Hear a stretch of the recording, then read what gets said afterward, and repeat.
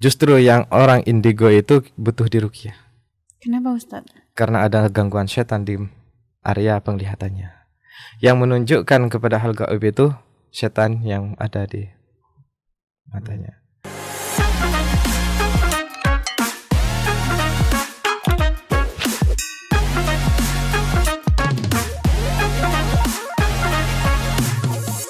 Kita kembali di program acara podcast Pratiwi. Masih bersama saya Andriawan, juga Ada Dewi juga. ya. Yang alhamdulillah sekarang agak berbeda, Andre. Agak berbeda ya. Enggak tahu kenapa ya, kok pas banget hari Jumat. Jumat. Gitu ya. Gitu ya. Semoga teman pendengar semuanya di hari Jumat ini diberikan kesehatan. Benar. Ya, kalau ada yang sakit, semoga lekas diberikan kesembuhan. Iya. Dan spesial pagi ini, Wi, kita kedatangan narasumber.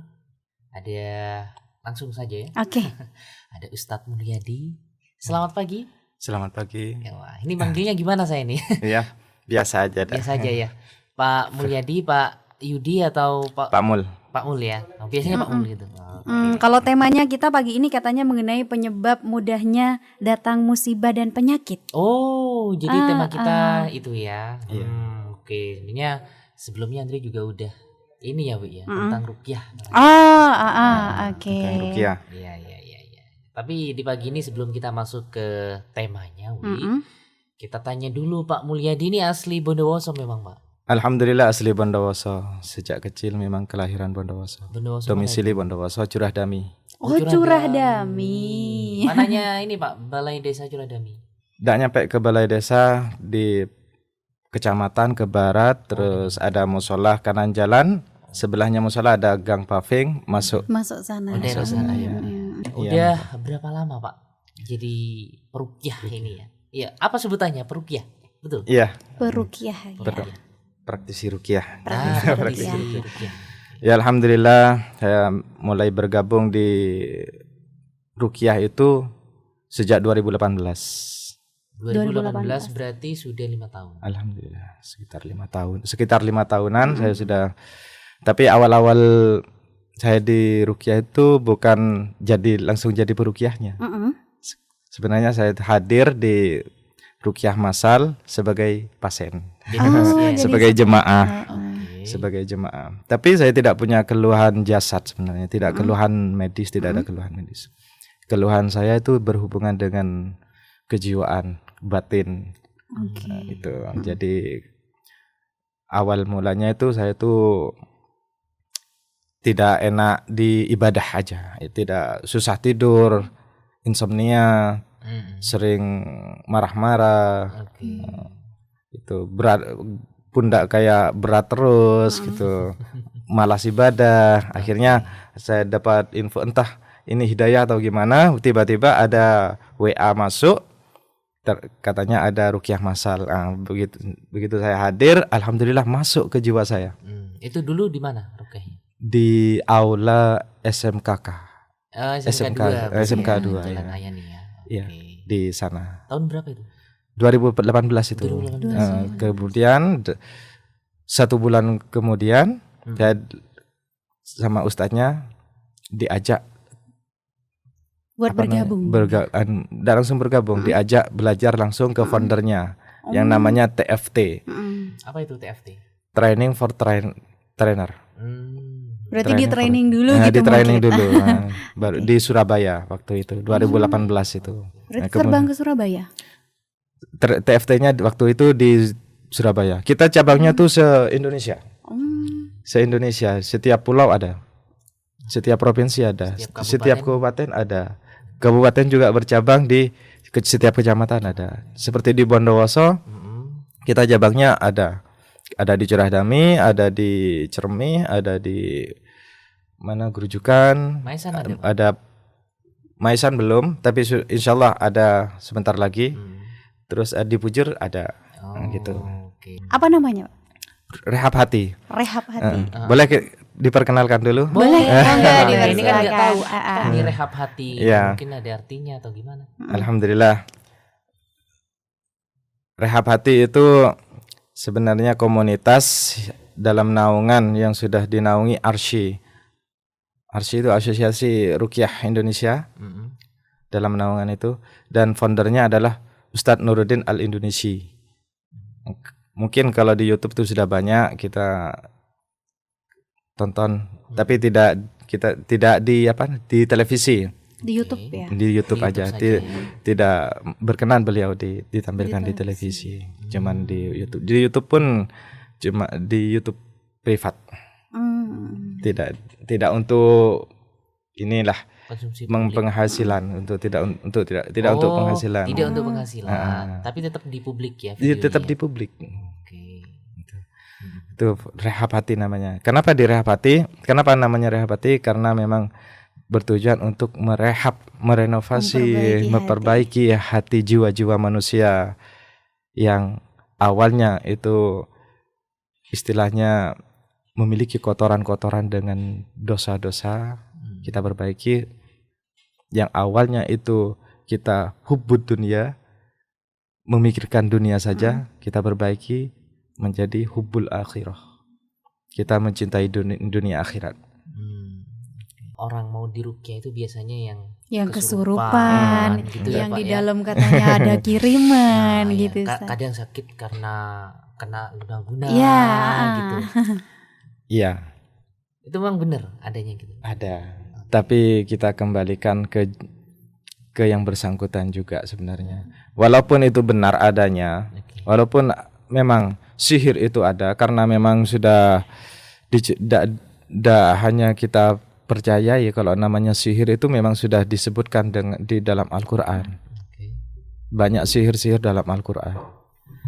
Seperti surat Al-Baqarah ayat 102 itu yang menceritakan ketika kisahnya Nabi Sulaiman di surat Al-Baqarah 102 itu yang memisahkan antara suami dan istrinya, yang dinamakan sihir tafrik, sihir perceraian, sihir untuk memisahkan satu pasangan, suami dan istri, itu diceritakan di surat Al-Baqarah 102 itu.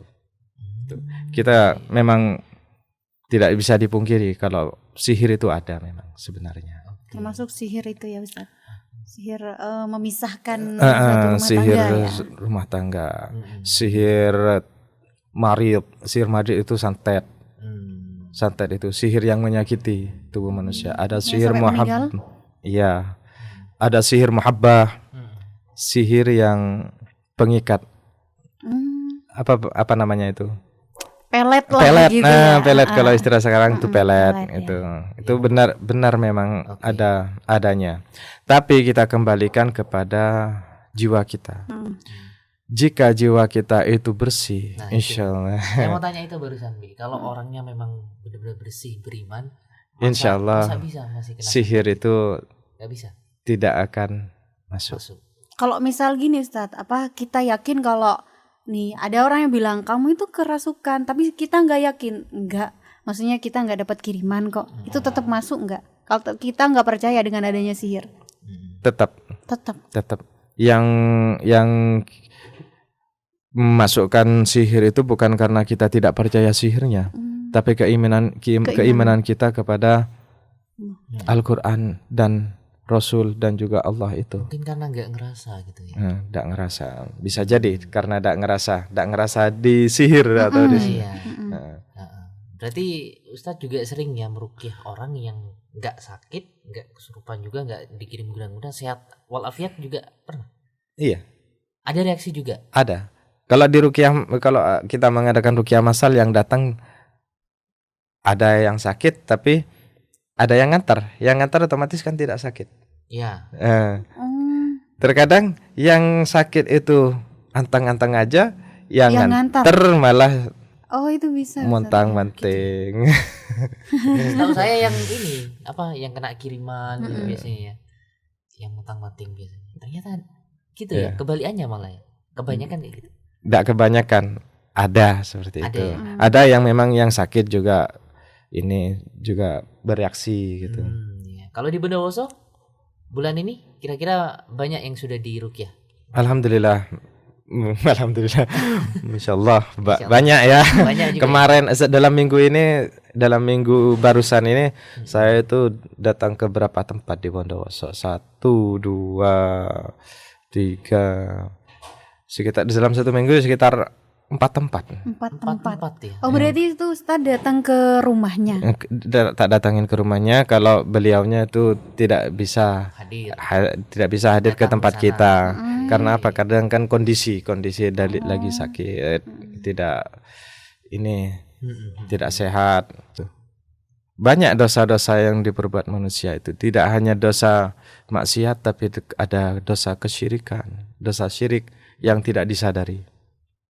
Contohnya kayak apa kalau dosa syirik yang tidak disadari itu? Kita mempercayai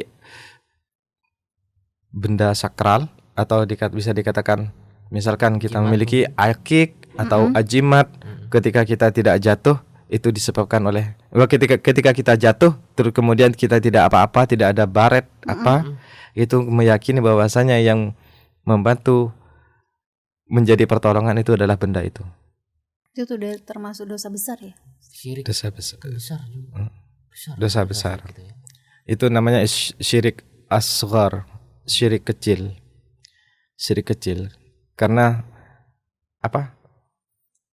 Tidak menampilkan kalau itu kesyirikan. Seakan-akan itu bagus. Iya. Seakan-akan itu adalah kebaikan. Tuh. Nah, kita mungkin balik ke ruqyahnya ya. Itu surat apa saja sih yang biasanya dibaca Pak Ustaz? Kalau ayat ruqyah mini, kita untuk ruqyah mandiri, kita cukup membaca surat Al-Fatihah, ayat kursi, surat Al-Ikhlas, Al-Falaq, dan An-Nas. Kita setiap bacaan kita tiupkan ke telapak tangan, kemudian setelah selesai dari Al-Fatihah sampai An-Nas kita usapkan ke wajah. Setelah diusapkan ke wajah, ke kepala, kemudian terus ke seluruh tubuh. Itu ruqyah mini. Ayat ruqyah yang mini, yang pendek aja. Tapi Ustadz ini kayaknya udah tiap hari semua orang kayaknya ngeruqyah sendiri. Karena biasanya kalau udah sholat, ya kan? Kan biasanya langsung baca. Memang diajarin oleh kita. Untuk kembali yang tadi itu ya. Kalau dari kita itu jaminan kesembuhan itu 5%. 5% dengan ruqyah kita. Kenapa 5%? Kenapa 5%? Kenapa itu? Allah berfirman dalam Al-Qur'an, "Wa nunazzilu minal Qur'ani ma huwa syifaa wa rahmatun lil mu'minina wa la yazidu dzalimin illa khasara." Diturunkan Al-Qur'an itu sebagai syifa, penyembuh dan kerahmatan bagi orang-orang yang beriman. Ya, orang yang beriman. Jika yang diruqyah itu tidak beriman, masa kita mau ngasih jaminan 100% kepada Al-Qur'an? Nah, kalau sebaliknya gini, orang ini pertama udah nggak beriman, diruqyah. Itu wajib setelah diruqyah harus imannya lebih kuat. Iya. Kalau misal balik lagi kayak awal setelah diruqyah itu nggak ada ini Pak ya, Ustaz, nggak ada efek mungkin. Mungkin kembali lagi seperti awal. Maksudnya setelah diruqyah kan harusnya udah bersih, kan harus imannya harus dikuatkan lagi. Iya. Nah, tapi kalau balik kayak awal imannya masih anggaplah jelek gitu. Makanya kita mengadakan yang namanya terapi rutin tiap minggu supaya tidak ada futur. Itu namanya masa futur. Ketika hati kita itu dibolak-balik. Kadang iman sudah tinggi, pengen ibadah terus, kemudian turun itu. Untuk menghindari masa-masa futur itu kita mengadakan yang namanya ruqyah rutin. Kenapa ruqyah rutin? Karena di sini di tempat itu kita ada motivasi, kita bisa bersinergi untuk saling menguatkan. Ada motivasi dari teman-teman. Ketika iman kita turun, kita ada motivasi baru, maka naik lagi gitu untuk menghindari futur itu. Kemudian kan ada terapi ruqyahnya juga. Ketika di terapi ruqyah, maka penggoda-penggoda yang membisiki kita untuk futur itu insyaallah terusir lagi gitu. Mungkin Pak Ustadz ada syarat-syarat khusus bagi orang mereka yang mau diruqyah. Ada. Atau mungkin nggak ada syarat? Ada. Apa Ustadz? Apa itu? Keimanan. Keimanan yang seperti apa? Kalau awalnya kita hanya keimanan lewat lisan aja, kita meyakini Allah, kita beriman kepada Allah, kita beriman kepada malaikat Allah. Malaikat itu perkara gaib apa tidak gaib? Goib. Gaib. Kalau malaikat itu diimani secara perkara gaib, tentunya harus percaya bahwasanya setan itu juga ada dalam perkara gaib. Siapa yang tidak percaya setan tadi? Itu Ya. teman kita yang di Itu. luar. Berarti keimanannya kepada hal gaib itu masih kurang kan begitu. Keimanan kepada utusan Allah, Oke. ya, Rasulullah. Keimanan kepada Al-Qur'an. Keimanan kepada hari akhir, keimanan kepada qadar. Ya, tadi ditanyain Andrewi. Mm-mm. Iman Rukun iman ada ya. berapa? Lupa ya Ustaz. Iya, kalau enggak 5 6 itu. Islam yang Yang 5. 5 Islam, yang Islam, 6 iman. Oh, berarti masih kurang imannya. Sedangkan ruqyah ini kan kita menggunakan Al-Qur'an. Selain Al-Qur'an kita menggunakan doa-doa Rasul yang pernah digunakan untuk mengobati. Tapi ada enggak itu di Al-Qur'an atau mungkin memang Ya, ini doa-doa doanya, Rasul. Doa-doanya. Doa-doa Rasul itu di hadis, bukan di Al-Qur'an. Oh, di hadis ya. Iya, di hadis. Seperti doa untuk orang sakit. Ya. Ada doa untuk berjenguk pada orang sakit, itu kan berjenguk ada, orang sakit. hadisnya ada. Itu doa. Selain itu kita membacakan dengan Al-Qur'an. Yang syarat kenapa kita mensyaratkan keimanan, ya kita harus beriman kepada Al-Qur'an kalau ingin mendapatkan syifa dan rahmat dari Al-Qur'an itu, yang dari ayat tadi. Kemudian kalau kita kadang buntu, ya, kadang kita buntu, pikiran buntu, seakan-akan dunia ini sempit, kita juga menggunakan Al-Qur'an itu. Karena Allah berfirman juga di ayat lain, qul huwa lil ladzina amanu hudan wa shifa. A'udzubillahi minasyaitonir rajim. Qul huwa lil ladzina amanu hudan wa shifa. Katakanlah bahwasanya Al-Qur'an itu lil ladzina amanu, kembali lagi kepada orang yang disebutkan tuh orang-orang yang beriman. Lil ladzina amanu, bagi orang-orang yang beriman, tetap iman. Maka persyaratannya hanya iman aja. Kita tidak mempersyaratkan selain dari keimanan itu. Kita hanya mempersyaratkan iman. Oke. Percaya di ruqyah itu. Karena apa? Ayat pertama tadi yang saya sebutkan juga disebutkan bagi orang-orang yang beriman. Ayat yang ini juga qul huwal ladzina amanu hudan wasyifa. Katakanlah bahwasanya Al-Qur'an itu bagi orang-orang yang beriman, hudan adalah petunjuk. Kalau kita buntu, seakan-akan dunia ini sempit, kita baca Al-Qur'an. Qul huwal ladzina amanu hudan wasyifa, dan penawar atau penyembuh bagi orang-orang yang beriman tadi. Maka kalau ingin mendapatkan kedamaian hati, kesembuhan, iman kepada Al-Qur'an itu. Gimana caranya beriman kepada Al-Qur'an? Sering baca Al-Qur'an atau mengerti arti dari bacaan itu? Iman itu tidak hanya diucapkan dengan lisan, tapi juga diyakini dengan hati, kemudian dilakukan di anggota tubuh kita. Kalau kita menggunakan lisan kita, berarti kita dengan cara membaca. Kalau menggunakan tubuh yang lain, yang dibaca kita itu dalam Al-Qur'an, misalkan yang ini halal, kita kerjakan kehalalannya. Kalau yang ini haram, jangan kerjakan. Itu namanya mengerjakan dengan berarti diterapkan di kehidupan. Diterapkan di kehidupan itu namanya kita dipraktekkan langsung. Ini langsung muncul pertanyaan Andre. Kenapa? Kira-kira Pak Ustadz juga bisa membaca pikiran atau hati seseorang? Tidak. Ustadz? Peruqyah itu tidak bisa. Enggak bisa ya? Tidak bisa. Oh, tak pikir kalau peruqyah itu selain bisa baca pikiran, bisa tahu juga nih di sini ada Tidak. apa. Ya mungkin langsung lihat orang itu, wah orang ini Seperti Kalau ini, seperti ini. Gitu. indigo lah, indigo. Ya, Kita indigo. dikatakan indigo. semacam indigo. Semacam indigo. Justru yang orang indigo itu butuh diruqyah. Kenapa Ustadz? Karena ada gangguan setan di area penglihatannya. Yang menunjukkan kepada hal gaib itu setan yang ada di matanya. Kalau kita bisa meramal atau menerawang, itu meramal, menerawang. Apa bedanya? Dukun lah gitu. Bedanya terawang dan ramal. Beda. Tidak sama. Oh, beda. Kalau meramal kayaknya meramal itu memprediksi masa depan mungkin seperti itu. Kalau nerawang kan gimana ya? Nerawang itu kan kayak yang sudah dilewati, yang sudah ke belakang. Oh, sampean ini dulunya pernah seperti ini, pernah gitu ya. Itu di terawang. Kalau diramal, oh masa depannya pian akan seperti ini. Itu perlu diruqyah orangnya seperti itu.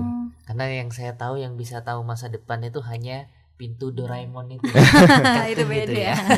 Oh, pantas ada anak indigo yang bisa flashback ke masa lalu, bisa ke masa depan gitu. Justru anak indigo itu kalau dibiarkan malah akan menyakiti dirinya sendiri. Karena banyak juga anak indigo yang frustasi. Iya, kayak enggak tenang gitu. Iya. Karena saya sudah pernah berinteraksi dengan anak indigo, apa yang dia bilang? Sebenarnya saya tidak mau seperti ini. Sebenarnya saya tidak mau seperti ini. Kalau ilmu saya ini sudah digunakan, dibuat tanya-tanya sama orang, saya itu terasa berat, pusing gitu. Karena apa? Indigo itu sebenarnya didampingin setan. Didampingin setan. Itu biasanya pendampingnya itu jin khodam dari leluhurnya, dari yang atas-atasnya. Jadi atas-atasnya memiliki ikatan dengan jin khodam, kemudian ketika sudah meninggal akan turun. Itu yang dinamakan jin nasab, jin keturunan. Berarti seperti perjanjian gitu ya Ustadz? Iya, ada ikatan perjanjian. Ada pertanyaan lagi nih, langsung muncul nih. Apa? Berbicara tentang indigo tadi kan bisa lihat di sini ada nih penjaganya gitu. Nah, apa bedanya dengan orang yang punya mata batin? Kadang ada nih mata batinmu tak buka, terus tiba-tiba lihat sungguhan. Nah, itu ini gimana bedanya? Tidak ada bedanya, sama-sama ada khodam di balik itu. Berarti yang sama-sama ada jin. Berarti yang ngebuka mata batin juga punya khodam gitu ya Ustaz? Sebenarnya bukan buka mata batin itu. Gimana itu? Kan ngomongnya gitu, mata batinmu tak buka. Iya, tapi diisi dengan khodam. Dirinya atau orang itu diisi khodam gitu. Misalkan saya bilang ke sampean, mari mata batinnya saya buka. Nah iya, kayak gitu biasanya. Itu sebenarnya sampean tuh saya kasih khodam supaya bisa melihat ini, melihat itu.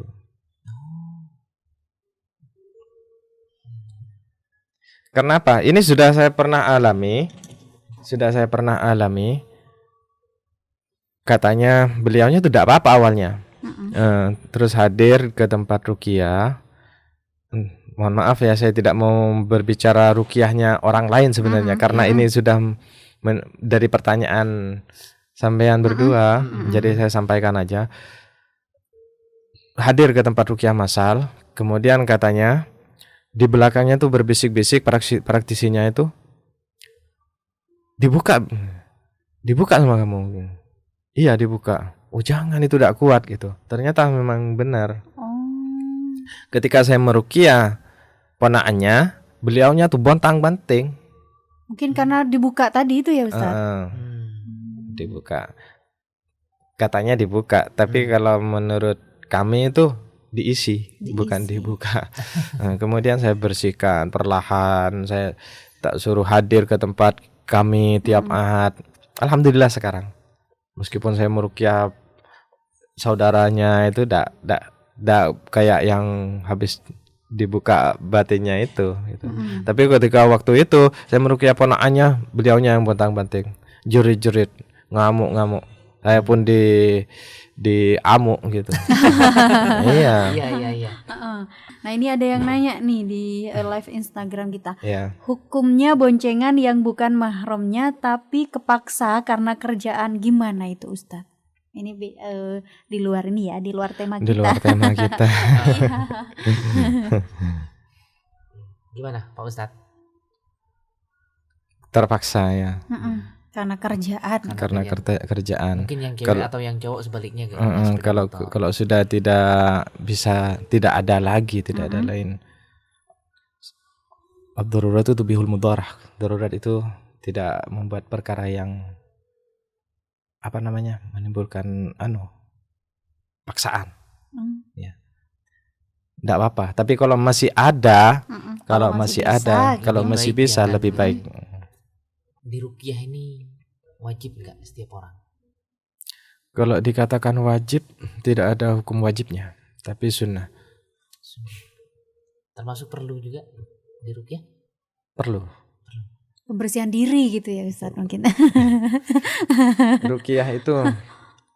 Ruqyah itu kan istilahnya kita membacakan ayat ruqyah kepada orang lain. Yang namanya ruqyah mandiri itu kita bukan ruqyah lagi, tapi tilawah. Membaca sendiri. Nah. Kalau kita membacakan ayat ruqyah kepada orang lain, maka kita anjurkan yang di ruqyah itu bisa membaca Al-Quran itu sendiri. Begitu. Yang saya sampaikan tadi untuk itu. Ngisi air bersih itu. Ini maka di rehab hati ini dinamakan tazkiyatun nafas bil Quran. Pembersihan jiwa dengan Al-Quran. Nah, ini mungkin agak ke belakang dikit. Kalau mau ngundang Ustadz nih, misal orang datang ke rumah ke rumah, atau ke daerah, misal ke daerahnya Andre gitu Ustadz. Ya, ke komunitas rehab hati ini gimana caranya? Ya, tinggal WA aja. Nah, ini nomor WA-nya kan nggak tahu nih pendengar atau yang lagi nonton live ini. Nomor WA, nomor pribadi ya, nomor pribadi saya 085 330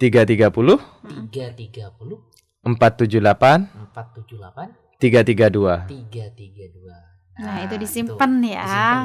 Misal ada keluarga atau kerabat gitu pengen diruqyah gitu ya Ustaz. Ya, bisa didatangi atau mungkin bisa langsung datang ke bisa datang ke Musola Al-Fatih atau Rumah Rehab Bondowoso di Jalan RI Martadinata Gang Pantai Costa. Gang Pantai Costa. Yang jembatan ini yang sempat viral itu kan. Iya. Masuk ke sana kan ada pertigaan, belok kanan itu ada masuk ke halaman itu di jalan di pagarnya itu ada tulisan Musola Al-Fatih, masuk sana. Oh, di sana ya. Bisa langsung datang ke sana ya. Nah, pasti yang banyak tanya juga nih. Kira-kira biayanya berapa Pak Ustadz? Nah, ini masalah biaya ruqyah ini. Sering saya kalau WA awal-awal mau ruqyah ini pasti bertanya biayanya biar apa ya. Karena mungkin kebanyakan dari mereka mikirnya gini Ustaz, nanti kalau pas ruqyah biayanya mahal gitu. Kadang juga mikir masa mau gratis udah di ruqyah kok gitu. Kalau ditanya berapa sih biaya ruqyah, maka kami menjawab biaya ruqyah itu sebesar pengagungan Anda terhadap Al-Quran. Mahal banget berarti nggak ada ininya Ustaz. Mahal.